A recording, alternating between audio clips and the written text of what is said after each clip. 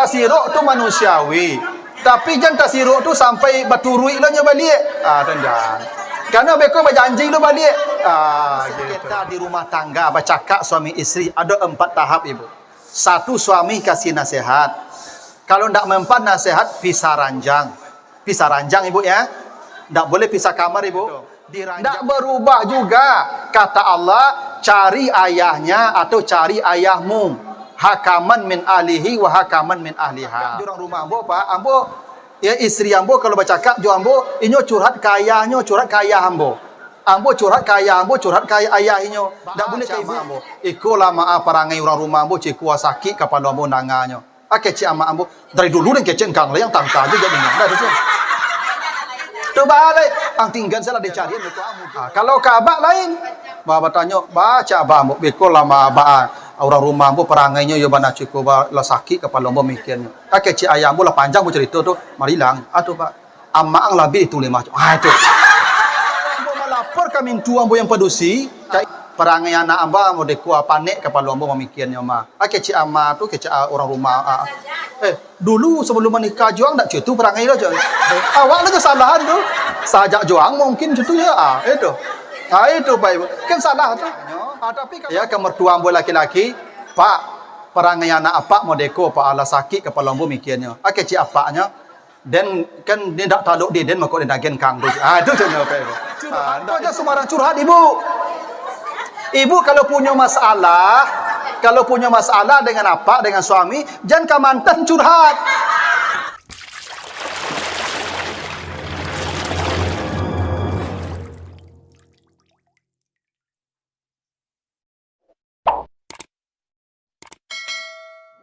Asrafil anbiya wal mursalin wa ala alihi wa ashabihi ajmain. Bapak, ibu-ibu, sidang jamaah silaturahim PAAP D3 lintas angkatan Fakultas Ekonomi UNAN. Tadi saya sempat tanya apa itu PAAP. Ya, tapi pendidikan ahli administrasi dan perpustakaan ya, Pak ya. Oke, ini tidak ada batas generasi, Bu ya. Semua generasi tahun berapa yang paling tua generasinya, Ibu? Yang paling tua generasi tahun berapa, Ibu? 79. 79. Berarti saya belum lahir itu, Ibu ya. 79. Berarti Ibu sudah kuliah ya. Nah, Bapak Ibu yang saya muliakan, saya dikasih tema tentang silaturahim. Begini Bapak Ibu. Wahyu yang pertama kali Allah turunkan kepada Rasulullah itu tidak perintah salat, tidak perintah puasa, tidak perintah zakat dan haji. Perintah pertama dari wahyu pertama itu adalah silaturahim atau mencari kawan. Apa kata Allah? Iqra bismi rabbikal ladzi khalaq, khalaqal insana min alaq. Bacalah dengan menyebut nama Tuhanmu yang telah menciptakanmu, yang menciptakanmu dari alaq. Alaq Bapak ya. Alaq itu kalau Bapak Ibu ya baca kamus, buka kamus bahasa Arab, alaq itu arti harfiahnya sesuatu yang sifatnya tergantung. Itu alaq. Jadi alaq itu bukan segumpal darah Bapak Ibu ya. Alaq itu sifat dari kata alaqa. Artinya sesuatu yang sifatnya tergantung. Segumpal darah atau yang disebut dengan apa? Zigot itu ya. Setelah terjadi pembuahan, dia menggantung atau menempel di rahim. Karena itu lintah disebut juga dengan alaq karena dia menempel, menggantung di tempat dia menghisap darah. Kenapa manusia diciptakan dari alaq? Kenapa Allah menyebut manusia diciptakan dari alaq? Sesuatu yang sifatnya tergantung. Allah ingin kasih petunjuk, kasih isyarat bahwa sifat manusia ini Bapak Ibu sejak mulai diciptakan Allah sampai meninggal dunia adalah makhluk yang tergantung kepada yang lain. Itu alaq. Tidak ada satupun pekerjaan sekecil apapun yang bisa kita lakukan tanpa bantuan orang lain. Ibu bapak waktu lahir, berapa banyak yang membantu kita. Sampai mati, saya tidak melihat ada orang mati masuk lahat sendiri, Bu. Dibantu ya. Coba Bapak Ibu kalau makan, berapa banyak yang membantu kita makan tuh Bapak Ibu. Bisa nasi kita suap, masuk ke mulut kita, itu ribuan orang yang membantu itu. Coba Bapak Ibu kerjakan sendiri. Bajak sawah surang, tanam surang, siangi surang, panen surang, beler surang, ya be kompor surang, semua bikin sendiri. Saya yakin belum sempat makan lah mati begitu ya. Panjang urusannya Bapak Ibu, panjang. Itu bukti kita butuh orang. Jangankan pekerjaan yang besar gini Ibu, saya ceramah, berapi-api saya ceramah. Lalu kata jamaah saya, hebat Ustadz. Nah, kenapa saya hebat Bapak Ibu? Karena ada orang mendengar, ya enggak? Kalau kosong kafe kok, tuh apa ceramah sih kok. Jika be orang bos datu mah, itu yuk. Kau nak sehat lagi aja, enggak? Jadi orang hebat, orang stres tuh beda tipis. Ada, ndak ada orang. Kalau ada orangnya hebat. Kalau ndak ada orangnya stres. Ya toh? Itu bukti kita butuh orang. Jangankan yang besar-besar Bapak Ibu, untuk galak saya perlu orang juga. Kalau ndak ada orang, jangan galak-galak seorang Ibu. Ndak sehat, itu nak. Nah, galak kok makok sehat, dia ada orang. Itulah alak. Itu alak. Kata Allah, kamu diciptakan dari alak, dari sesuatu yang sifatnya tergantung. Karena itulah, karena kita makhluk yang memiliki ketergantungan Bapak Ibu, manusia itu namanya dalam Al-Quran ins. Wa ma khalaqtul jinna wal insa illa liya'budun. Insa, coba Bapak Ibu buka kamus bahasa Arab nanti. Cari kata alif nun sin, anasa. Anas. Arti anasa itu lembut. Manusia kenapa disebut ins? Karena dia makhluk yang lembut, Pak.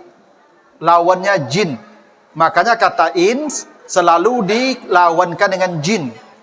Karena jin itu kasar. Itu makanya kalau ada orang-orang omongannya kasar, itu jin tuh.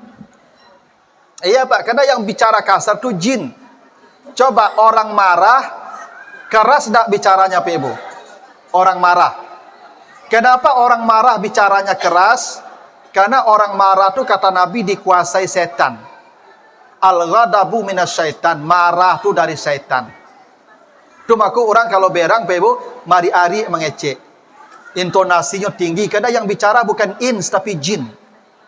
Itu makanya ibu-ibu kalau berang-berang apa di rumah, jangan ibu jawe. Itu ndak urang lo tuh.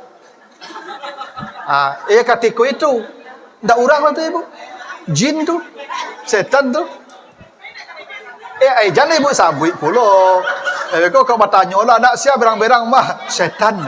Apa jadi ya beko? Karena memang kalau kasar itu ndak ins.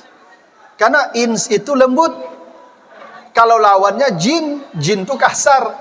Itu makanya orang kalau kemasukkan jin, mari ari ndak mengecek ibu. Iya. Jadi kalau ada orang bicaranya kasar, ya keras, kasar, itu dia kehilangan kemanusiaannya itu. Karena manusia itu aslinya ins, lembut.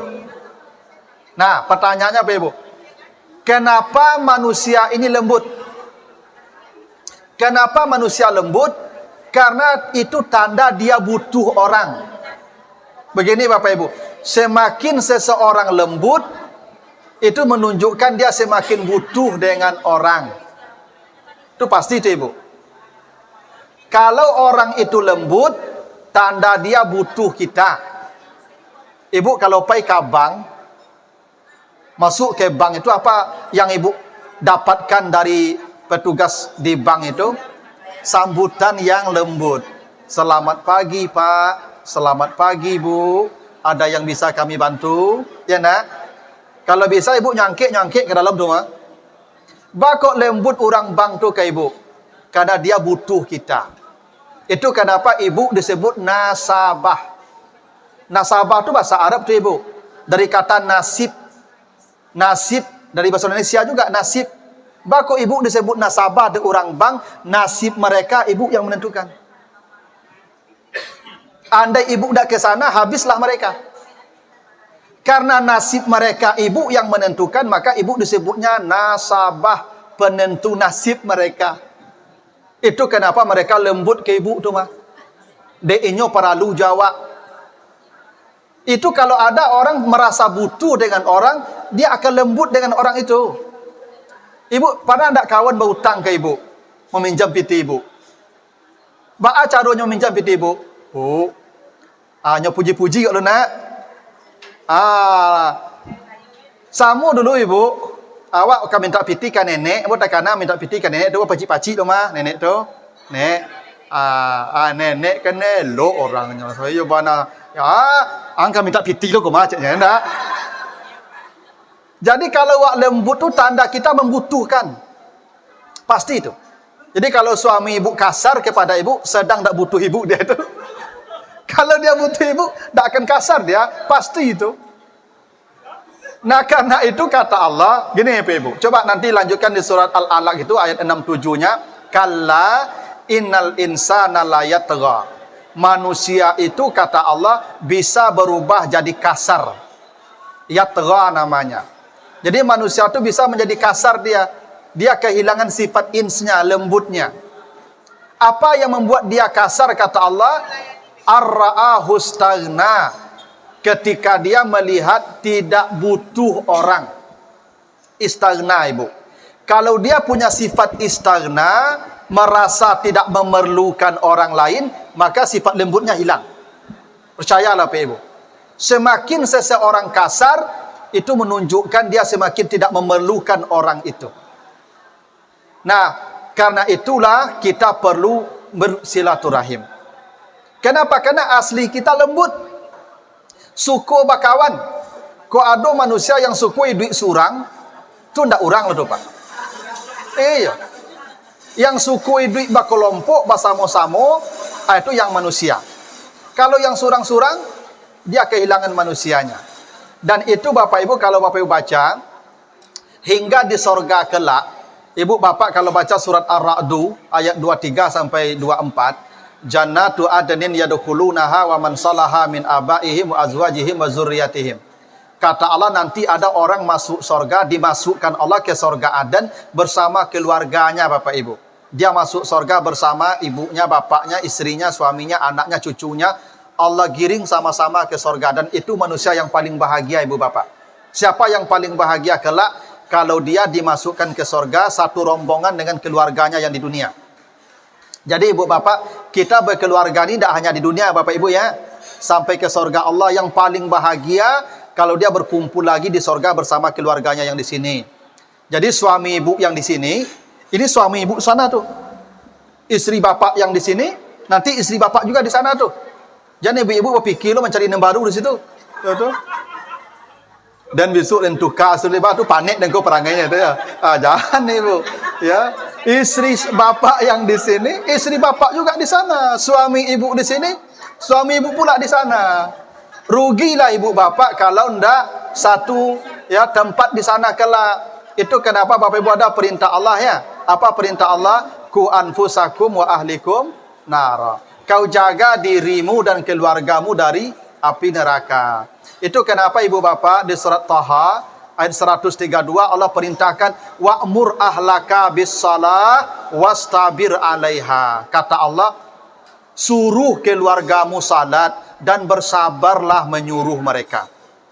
Jangan ibu pernah mengecek anak dia lah kadang-kadang kan. Itu disuruh semayang tak mau loh. Bakat tuang langsung surang lah kadang-kadang. Tak boleh tu ibu. Sebab begini. Kalau ada keluarga ibu tak masuk surga sama ibu, dia ke neraka pasti itu. Kalau tak masuk surga. Yang tempat kan cuma dua tu. Kalau tak ada ke surga dia bersama ibu, ke neraka dia nanti itu. Apa yang terjadi kalau keluarga kita masuk neraka ibu? Baca di Al-A'raf ayat 50. Ya Al-A'raf ayat 50. Wa nada ashabun nari ashabal jannati an afidu alaina minal ma'au mimma razaqakumullah. Anak ibu kalau tidak masuk surga dia ke neraka, tiap hari dia berteriak-teriak memanggil ibu dari dalam neraka itu. Apa yang dia panggil kata Allah? Mak minta ambo minum. Mak minta ambo makan. Anak bapa, anak ibu yang di neraka tu setiap hari berteriak memanggil kita minta minum, minta makan. Dan kita dengar setiap hari teriakan mereka. Tapi ibu bapa menjawab, innallaha harramahuma 'alal kafirin. Allah melarangnya, nak. Coba kira-kira bapak mesti bahagia tak tu? Ibu bapa di sorga dengan fasilitas mewah, anak berteriak minta minum, minta makan, kita dengar setiap hari. Ibu tidak boleh memberikannya. Itu kenapa kita disuruh menjaga keluarga dari neraka. Ibu tidak akan masuk neraka, tapi ibu terganggu di surga itu nanti itu. Percayalah. Itu makanya apa-apa tu ibu, subuh tu jagoan, ajak ke masaji. Apa-apa situ lo, kok payah pak ke masaji, ajak ibu.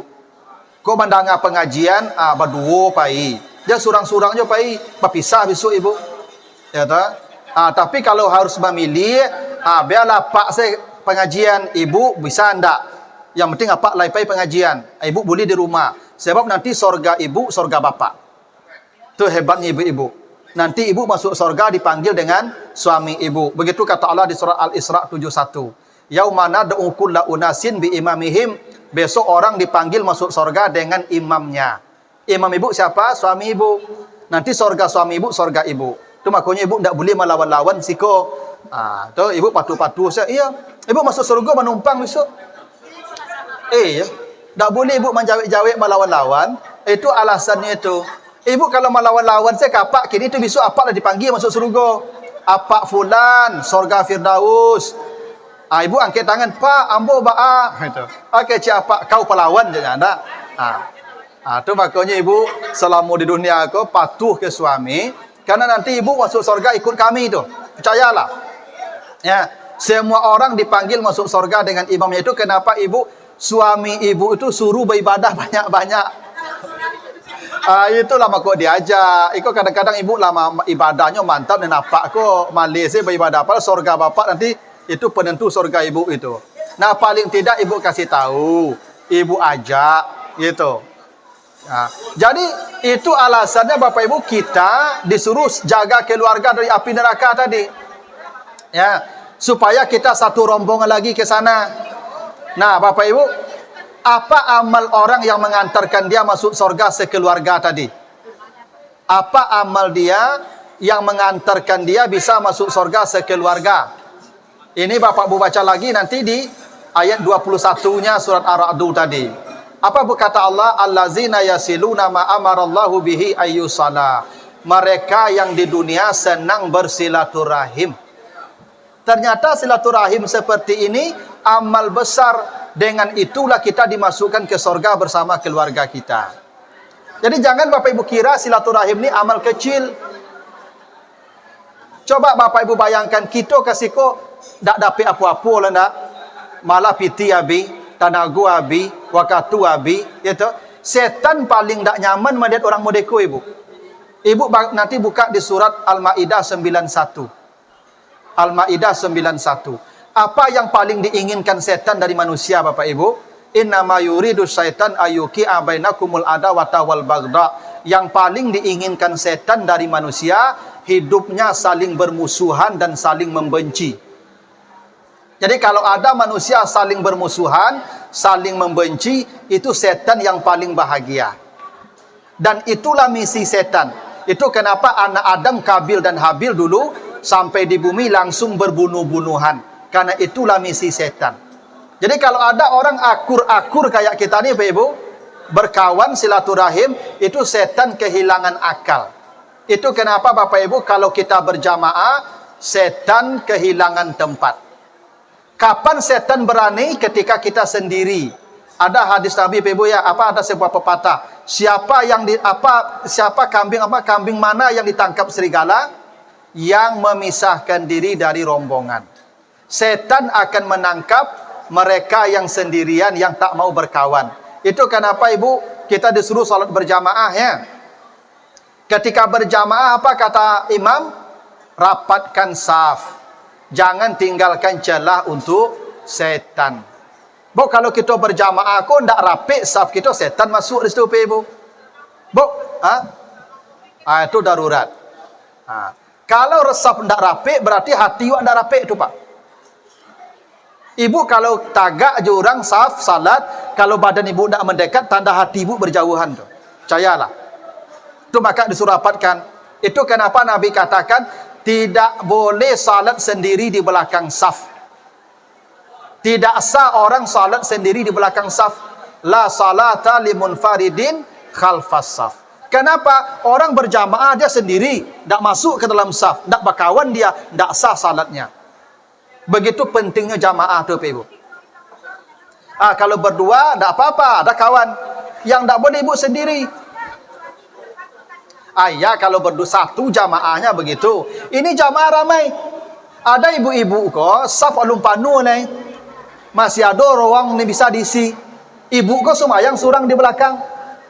Ada tu. Bako sembahyang surang di belakang, bako nak di situ nyo tagak, dak belok je orang tu lo, beko nyo calik kau assalamualaikum beko. Itu pantangan itu. Itu maka salatnya ndak diterima Allah. Karena hatinya ndak dekat dengan manusia. Itu pentingnya mendekatkan hati itu. Ibadah kita ditolak Allah kalau hati kita masih ndak dekat. Itu kenapa Nabi katakan pintu sorga dibuka Allah setiap Senin dan Kamis. Hari Senin, hari Kamis dibuka pintu sorga Bapak Ibu. Diterima amal kita. Karena amal kita dilaporkan Senin dan Kamis. Itu maka Nabi puasa Senin Kamis. Karena amal kita dilaporkan. Diampuni dosa orang beriman. Kecuali ada dua orang yang tidak dibukakan pintu sorga. Tidak diampuni dosanya. Tidak diterima amalnya kata Nabi. Siapa itu? Satu, yang syirik kepada Allah. Dua, allazi bainahu wa baina akhihi syahna. Yang masih tidak berdamai dengan orang di hari itu. Ibu hari Kamis, hari Senin itu wajib damai itu ibu. Kalau nak berdamai ibu, amal ibu tak akan diterima tu. Percayalah. Tu makanya ibu, kau bercakap jumpa Kamis damai.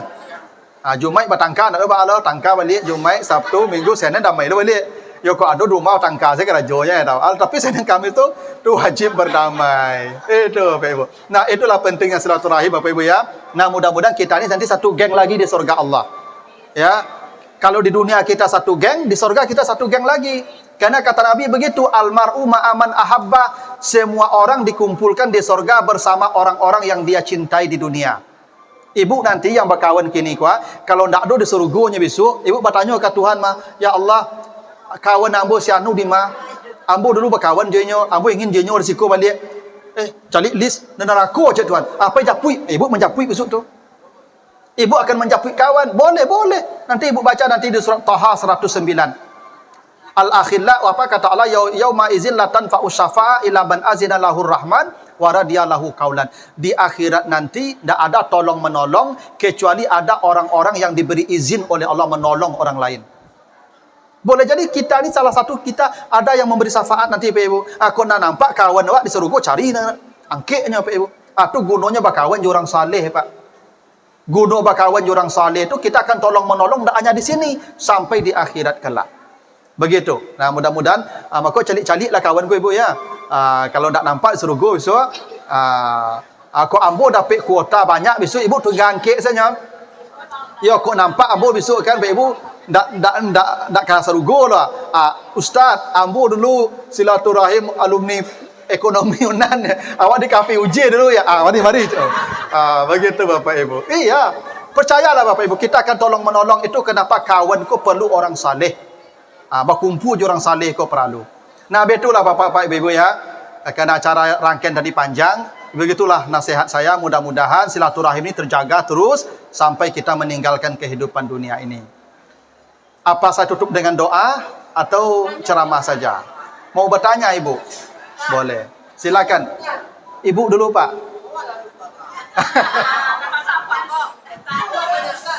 Bolehlah.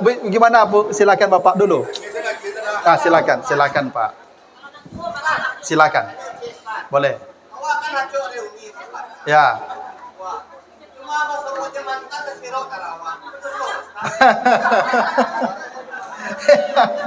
Ya, kan silaturahim itu menjalin hubungan kasih sayang. Itulah intinya. Silaturahim itu menjalin hubungan kasih sayang. Ya toh? Kalau mantan kan lah habis. Namanya mantan. Pokok tasiruk tu manusiawi. Tapi jangan tasiruk tu sampai baturui lo nya balik. Tendang. Karena beko berjanji lo balik. Gitu. Nanti jadi maksiatnya Bapak Ibu. Ya tahu? Kadang-kadang kan begini loh Bapak Ibu. Awak kalau lah umur-umur lah 50 kok, masalah rumah tangga ke lah banyak. Ya tahu? Kadang apa-apa aku lah mulai menjengkelkan perangainya. Nah, ibu curhatlah ke kawan sama sekolah dulu. Adik kawan kau nyoba nanya danga awak kau. Padahalnya ada udang tu. Ada udang di balik batu tu makuk namu dang awak tu. Jadi kacau balau. Ini loh Ibu. Itu kenapa Ibu nanti kalau baca surat surat An-Nisa 34 35, kalau terjadi sengketa di rumah tangga, bercakap suami istri, ada 4 tahap Ibu. 1, suami kasih nasihat. Kalau tidak mempan nasihat, pisah ranjang. Pisah ranjang Ibu ya. Tidak boleh pisah kamar Ibu. Di ranjangnya dipisah, bagi ranjang tu. Batik teplek. Itu Ibu. Jangan pisah kamar Ibu, pisah ranjang. Artinya masalah Ibu tidak boleh orang lain tahu. Lokalisir di kamar. Nah setelah pisah ranjang tidak berubah juga ini, maka boleh hukum. Ambil ATM-nya, ambil kunci otonya, sita sadonya. Hukum. Yo Ibu, jangan boleh keluar rumah le, kurang le. Itu. Tidak berubah juga. Kata Allah, cari ayahnya atau cari ayahmu. Hakaman min ahlihi wa hakaman min ahliha. Ambo kalau bercakap jurang rumah ambo Pak, ambo ya istri ambo kalau bercakap jo ambo inyo curhat ke ayahnya, curhat ke ayah ambo. Ambo curhat ke ayah ambo, curhat ke ayah inyo. Ndak boleh ke ibu. Bo kalau ke ibu ndak selesai lo Bu. Ambo kalau bercakap ndak. Ambo kalau bercakap jo orang rumah ambo, tu datang ambo ke mak ambo mengadu. Baca mak ambo, ikolah maaf parangai orang rumah ambo cikua sakit kepala ambo nanganyo. Kecik amak ambo dari dulu dan kecik kang yang tangka juga dengan dah tu.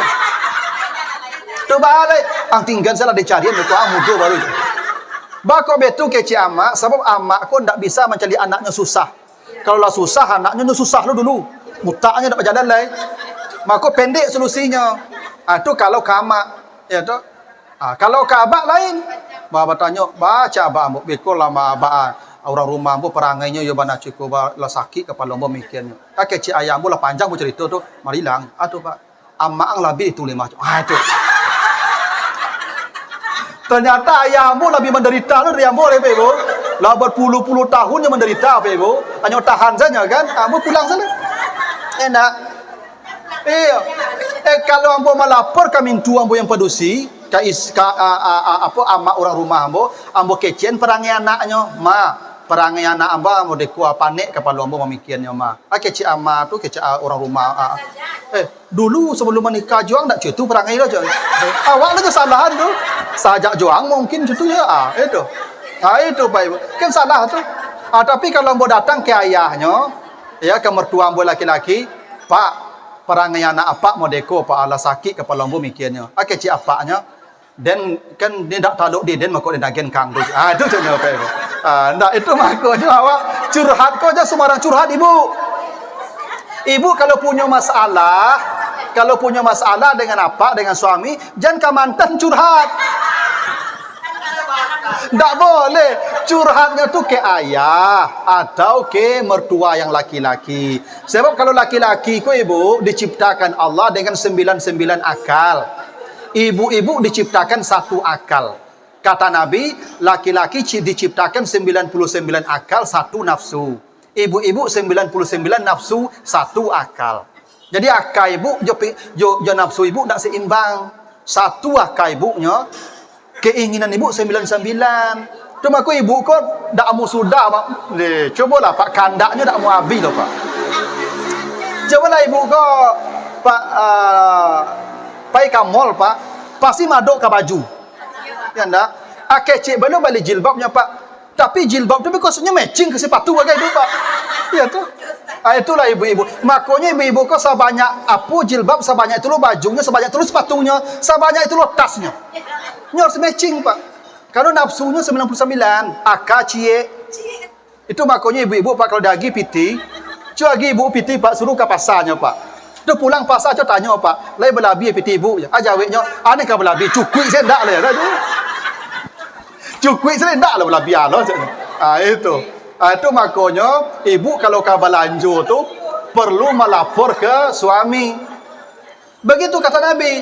wa ma anfaqat min nafaqatin illa bi amri. Seorang wanita tidak boleh membelanjakan harta kalau tidak perintah suaminya. Itu yang terlanjur minta maaf ibu. Dan kamu ibu kalau kapai ke pasar, calian list belanja kapak. Pak, kau nak di Bali beko ya. Nyo nyapanya preso cik-cik mah, kau nak perlu je. Nya coret sado ego do mah. Kalau di ibu perlu saya sadonya. Tu mak ibu tu kalau ke pasar lamo, ibu tu kalau ke pasar ibu ju sado si pasar aku ju tanya tu. Ya nak, itu bukti akal ibu tak seimbang jo nafsu ibu. Itu makanya Pak tadi kalau ada masalah awak ibu bermasalah jo suami, jangan curhatnya ke orang lain apalagi ke mantan. Tak selesai beko loh. Curhatnya ke ayah atau ke ayah mertua. Jadi ke mantan tu sekedar say hello saja Pak. Jangan jadi tempat curhat lo mantan kau. Tak boleh Pak, maksiat itu. Ya toh. Ibu-ibu kalau bermasalah dengan suami, jangankan ibu curhat, ibu update status tidak boleh. Kadang ada ibu-ibu kok hobi update status. Asal baca cakap je suami di rumah kejam. Oh, langsung update status. Iya. Asal baca cakap je suami di rumah langsung nak update status. Tak kusangka. Itu sialan dak suami itu. Ya tu.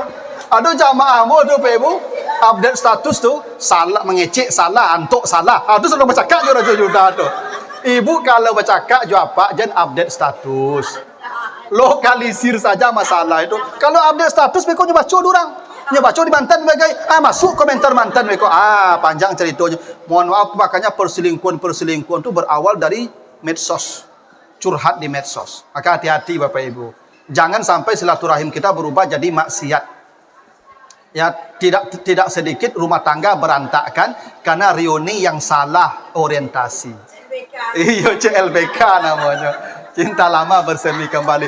Awak di rumah ya udah harmonis. Apalagi mohon maaf ibu, kadang-kadang orang rumah aku ibu-ibu kok di rumah kan tidak merawat badan.